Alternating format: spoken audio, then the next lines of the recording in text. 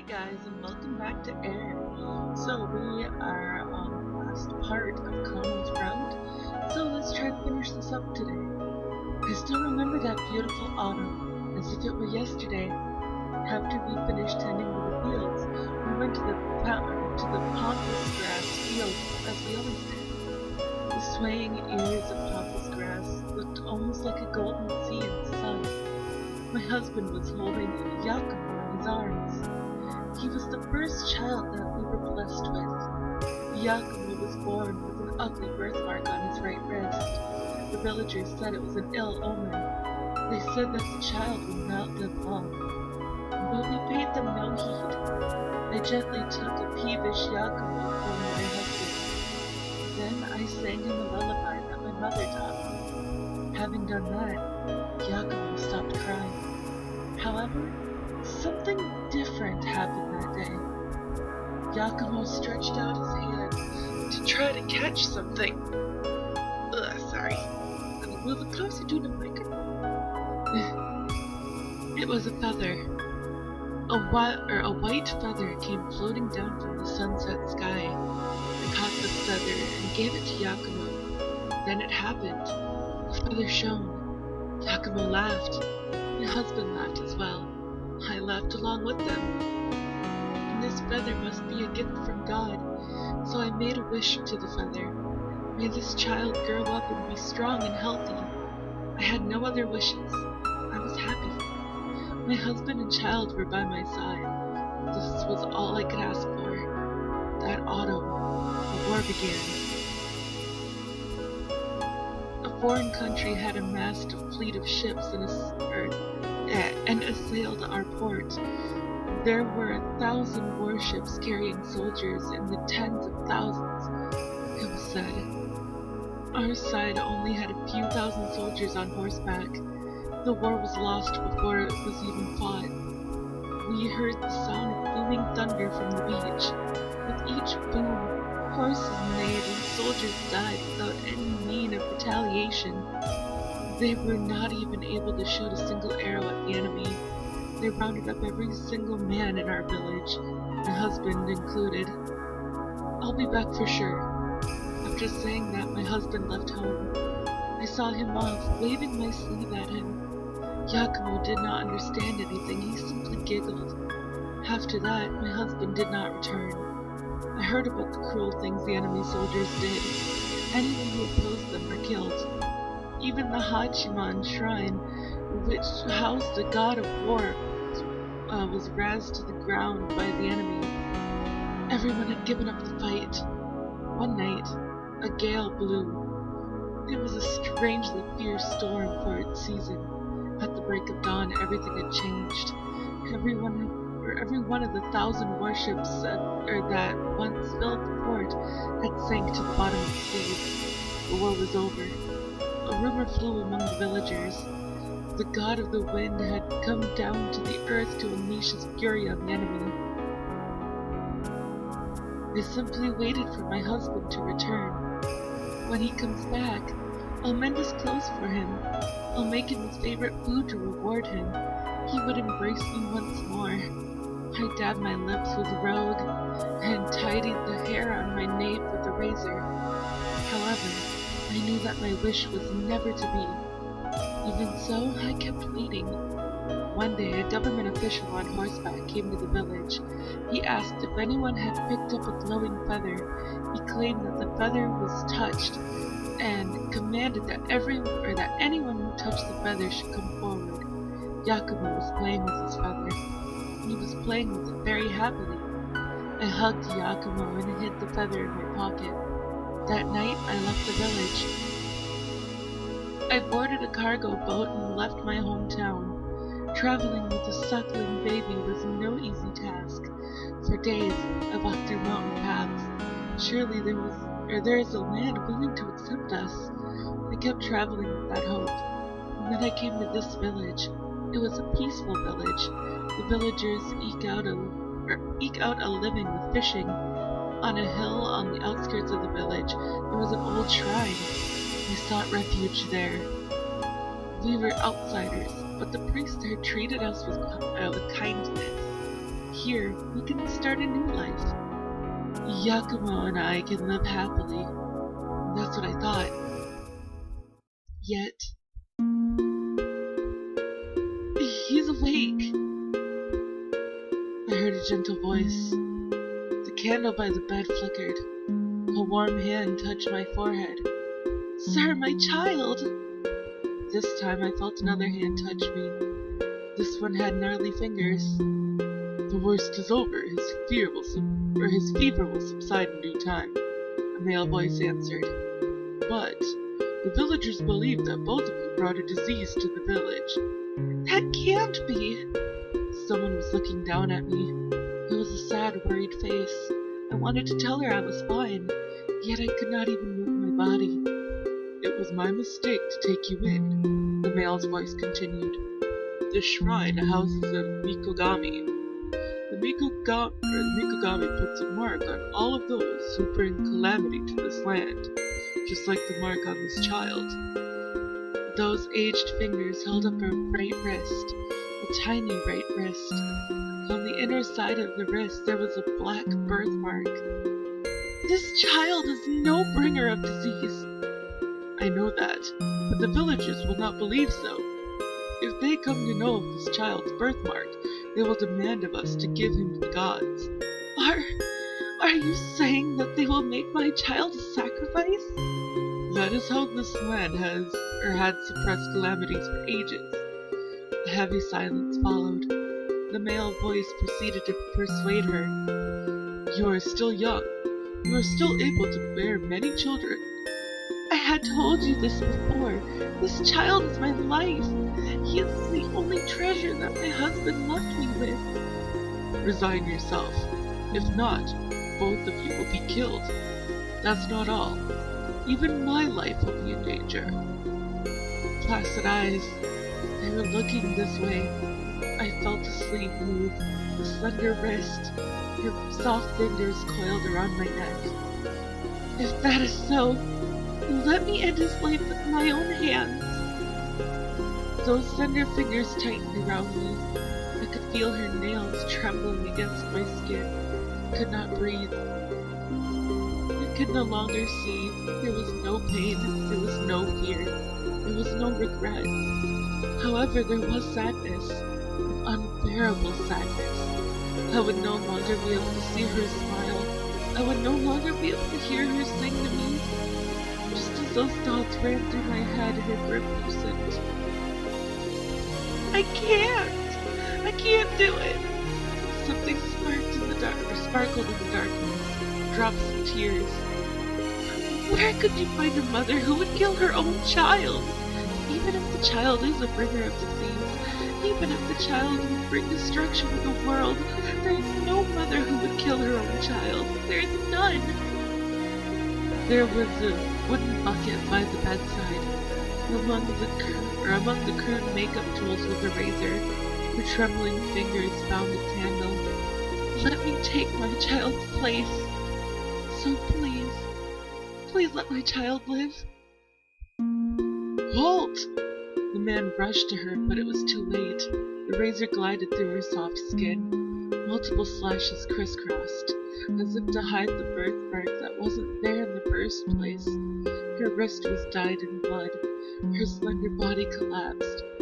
Please, let my child live. Her wrist sank into a pool of blood. Her eyelids closed. Only the tears kept flowing. A life lost. A precious one was going far away. I could only watch, having no strength or means to intervene. Then, everything burst into light. A wind blew. The feather wavered. The final dream. A dream that was not a dream. A memory that was not a memory. The golden sea. Something slept in its depth. That was the home for souls.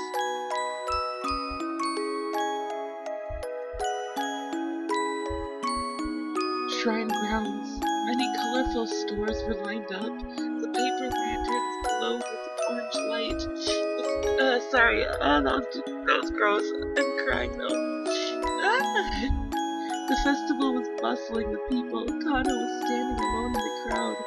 She was wearing a yukata and holding a balloon. That made her look younger than she was. Mom? She looked around her anxiously. Mom, where are you? The gentle voice replied. I'm here. Mom! Right, I'm here. Kano looked relieved, but her smile was a bit off. Was a bit stiff. She looked uncertain of her own happiness. Is there anything you want to eat? No, I'm full. Is there anything you want to buy? Nope. Would you like another balloon? No. She became silent. Her mother said nothing at her as well. The festival music played endlessly. Mom, what is it? She looked around. She tried to figure out where she was. Finally, Kano spoke. I'm going home now. One-chan is waiting for me. I'm sure she's worried about me. Potato, too. I think Potato is worried about me, too.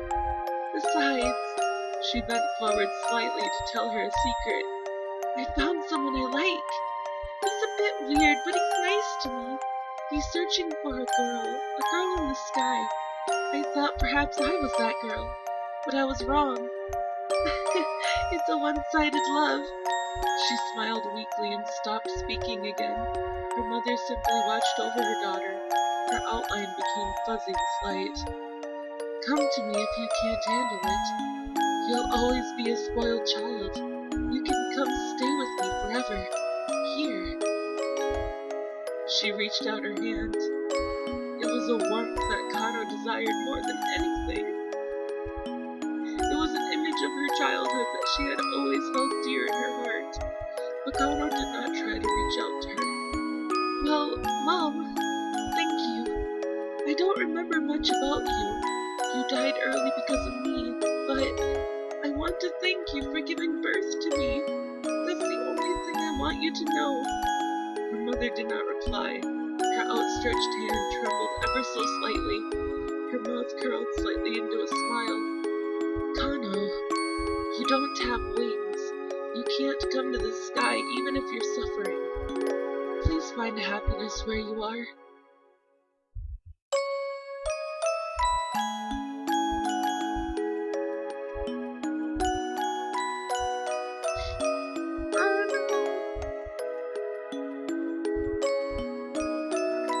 This child is adorable beyond compare.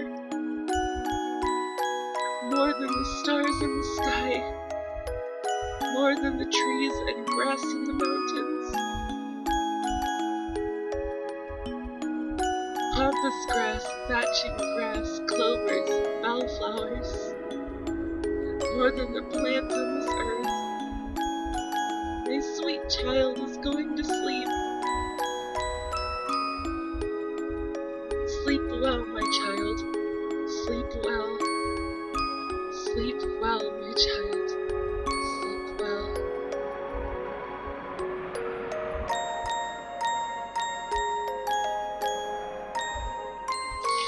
Ah, gosh, I'm crying so hard. The wind. The chilling wind.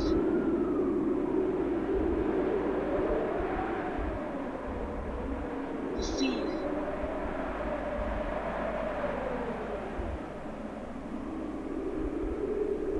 The golden sea.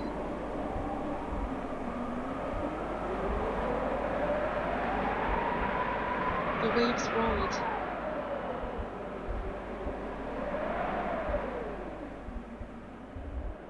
Golden waves.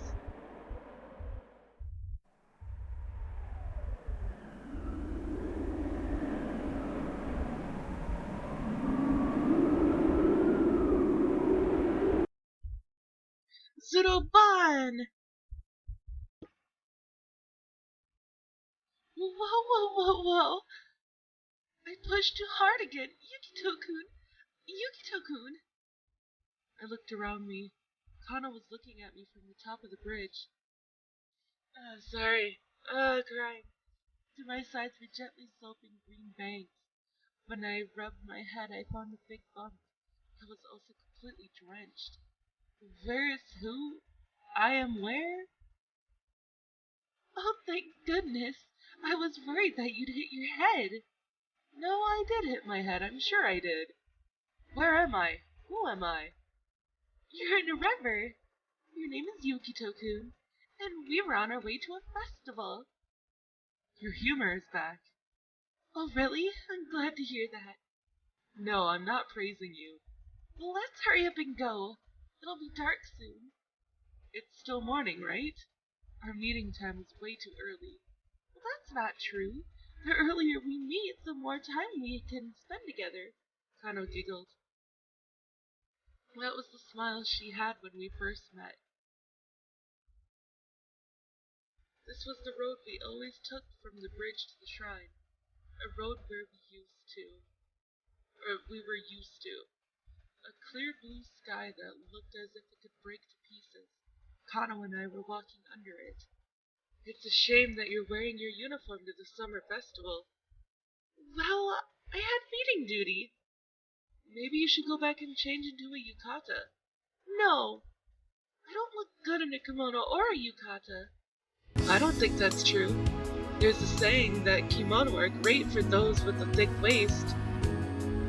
By the way, my mother looks great in a kimono. Oh, I see. Maybe I should have worn a yukata. And this is the first time that you talked about your mother. Is that so? Yup. Do you still have that bruise on your wrist? There's still a small mark, but my sister said that soon it won't be visible when that time comes. I see. The lanterns are out. That's nothing to shout about. Not true. It is something to shout about. Incomprehensible. The scenery is smiling at us. We admired the scenery beyond the decorative lanterns. The tiled roof and the sea sparkled in the light of the midday sun. They seemed to be rejoicing in the once-in-a-year festival as well. Let's go! Kano ran off. She raced up the worn stone steps. I trailed behind her. We passed through the shrine archway. Huh? The shrine grounds were too quiet. There were many stalls with no shopkeepers, most likely because it was lunchtime. There's still too few people. We came too early. Yeah, it's like we reserved the place. She did not seem to mind. That's what you think. That voice. Oh, hi. You came here without inviting me. What's the meaning of this, Kunizaki-kun? The mother-in-law's grand entrance. Who's the mother-in-law? I just blurted that out without thinking. But you were working. I still come to the festival even if I have work. Isn't the Kirishima Clinic open every day of the year? Of course, it's as you say. So who's looking after the patients now? That would be Potato. Pico pico.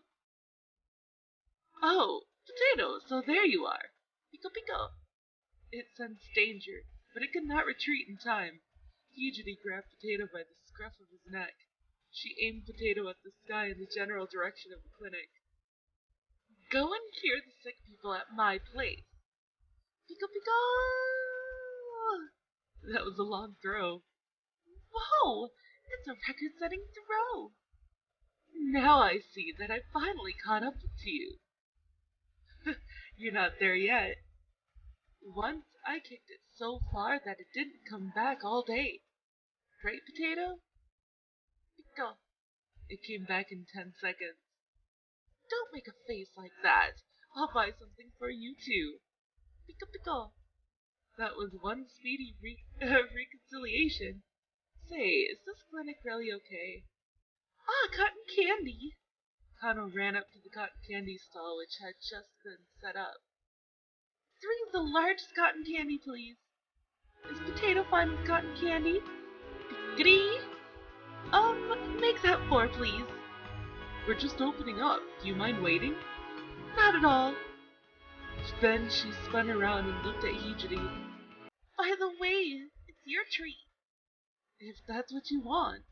The elder sister, with a weak spot for her younger sister, took out her purse immediately. Oh yeah, you're paying for your own. Do you ever recall paying me a wage? No. That's why I have no money. None of my concern. Yukito-kun, you should just perform a puppet show. Very soon there will be lots of people here. You can earn big bucks. I'm putting that business on hold. What? Have you quit being a street performer? No, I'll still do it when I feel like it. Anyway, you have to pay the rent here. You can't just perform here without permission. Isn't that right, Kunisaki-kun? Yeah. Oh, no, too bad. Kano creased her eyebrows as she pondered. However, something else caught her interest soon enough. Look over there! Candy sculpting. Hey, they're still making your cotton candy. But there's too much to see here. Then go ahead. Kunisaki-kun and I will wait for the cotton candy. Okay, let's go, Potato. Pika-pika. They raced down the shrine road. She's just like a kid. Because this is her dream. She's always wanted to come to the summer festival with her whole family. Really, I waited with Hijiri for the cotton candy to be ready. We watched the white floss coiled around the wooden chopsticks like bits of clouds. Your power's still not back yet, Hijiri asked out of the blue. Yeah, I haven't been able to move my puppet since that day no matter what I do. I've tried my power on other things as well, but I couldn't move them. It's almost a mystery how I did it in the past.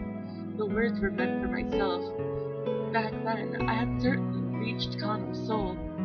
Losing my hojutsu was the price I paid for doing that. I'm sorry. Don't be. That's the original purpose for my powers. What do you mean? Hijiri gave me an odd look, but I didn't reply. After Kano regained consciousness, I had apparently slept for 3 days. Just when Hijiri was about to give up on me, I woke up. Do you have any idea how worried that girl was? If you had died, I would have killed you. You're making no sense. I won't forgive someone who dies leaving his loved ones behind, Hijiri said, disgruntled. The doctor's placid eyes conveyed both anger and happiness at the same time. It was really a close call. It took all of my powers to form a connection to her. That's why Kano came back. If I had tried to use any more power than I did, I might have vanished without a trace. Just like that feather. I looked at the entrance to the shrine. The door that Hijiri blew off had been repaired. The feather that should have been inside was no longer there. When Kano woke up, the feather had vanished, like it was just an illusion. So what are they worshipping now? Still a feather. They probably put a duck's feather in there. Won't there be a big uproar if an object of worship disappears? Anything is fine as long as it looks like a feather. The problem is whether that feather confers blessings or not. Blessings, huh? What on earth was that feather anyway? Beats me. I looked up at the sky. A cloud was floating by. A wind came along. It was the blue sky of midsummer, unchanging. I could feel every ray of light that touched my skin. Here you go, 4 cotton candies. I'll pay for 3 of them. You serious? Serious. I'm sorry, please give me some advance pay. There's no helping you. Here. They were 2 10-yen coins. Oh, what a cheapskate! I need to go back to the clinic now. What? You're going back already? The real deal is just about to start. So the one before this was just a rehearsal? Because I am a good doctor. I can't leave my patients to die. But you did. All the time, too. Did you say something? You're hearing things. Let's go, Potato. Pico? That's right. I name you my attendant. By the way, the sweets have to be below 300 yen. Bananas not included. You can have sports drink in your bottle. pico? That's right, I'm going to keep the handmade cookies and let everyone in class taste them. Pico! Let's go! Pico! The zealous doctor and her subordinate walked off. Or so I thought, but they came back. What's wrong? Forgot something? Fugity stood in front of a stall without replying to me. There were a colorful selection of balloons there. Boss, give me one of those balloons. Which one? Your largest one, please. This one? No, the gorgeous-looking pink one with the ears. Here you go. Fugity accepted the childish-looking balloon and paid a 10,000 yen note. Here. She gave the balloon to her younger sister. Wow! Thanks, One-chan. Kano accepted the balloon with a wide smile on her face. Fugity watched Kano. She watched the balloon that was twined around Kano's fingers, tightly, rocking in the wind. Don't eat too much from the stalls because I'm making dinner. After saying that, she turned her back on Kano. You sound like a mother. Fugity did not answer. Her shoulders began to tremble slightly. Then Fugity ran off. Potato chased her. I think she was crying. No, I think she was happy. After that, we left the shrine road when it started to get crowded. Kano led us to a patch of grass behind the shrine. I didn't know about this place. Well, not many people do. Holding down the hem of her skirt, she threw herself down on the grass. I followed Kano and lay down as well. The sun was still high in the sky. We still had plenty of time. The end of summer was still far away, and beyond that, I glanced sideways. Kano's eyes reflected the sun, or the sky. Above her floated a balloon in the shape of a rabbit. For some reason, that made me feel like laughing. Something Kano had said before. Magic exists to make people happy. Perhaps those words were the truth. My magic had served its purpose. I heard Kano's voice. I'm gonna tell you the truth. I can also use magic. I heard the sound of friction on cloth. Kano untied her bandana. She wrapped it around my wrist. Then she made a tight knot. If I tie this to you, you'll grow to love this town. Then you'll feel like staying here forever. You'll also forget about the girl in the sky, and... She stopped in mid-sentence. Our lips met. The summer condensed into a kiss. Kano's warmth, Kano's breathing. She whispered hesitantly, Can you do that? That magic was already cast a long time ago. Huh? She hurriedly got up. At that moment, the balloon slipped from her hand. Ah! The balloon floated up, towards the sky, towards a height we could never reach. I got up and stood next to Kano. The two of us looked up into the sky. The balloon bobbed on its journey to the sun, just like a childhood dream of flying through the sky. Let it go to the sky in my stead. Okay, you're right. Kano smiled at me.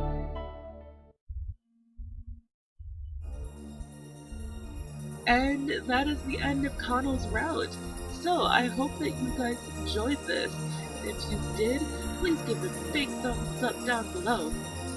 The next time that I record Air, we're going to be going into Minagi's route, so I'm excited for that. I hope you are too. So I will see you guys in the next video. Bye-bye!